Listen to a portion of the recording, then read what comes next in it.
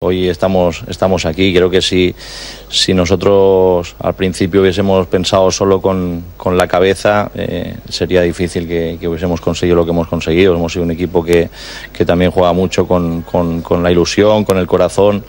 Y bueno, tenemos la suerte de soñar despiertos, como se dice. Y bueno, fútbol es fútbol, así que sabemos que tenemos un escollo muy complicado y muy difícil como es River, que le tenemos muchísimo respeto, pero ¿por qué no? Ojalá, si Dios quiere, podamos hacer una buena eliminatoria, pasar y ¿por qué no? Llegar a enfrentar al Barcelona. La verdad que sería un sueño. Va a depender muchísimo de los jugadores en el sentido de hacer el desgaste necesario para poder contrarrestar las virtudes, ¿verdad? Pero Guaraní creo que tiene que tratar de tener esa tranquilidad en la forma que veníamos jugando antes del corte, en el sentido de poder anular todas las virtudes que tiene y a la hora también de saber mantener la pelota en los pies también, que va a ser muy importante en la cancha de River, porque cuando River tiene la pelota creo que puede dañar mucho, ¿verdad? Y para eso nosotros tenemos que tratar de impedir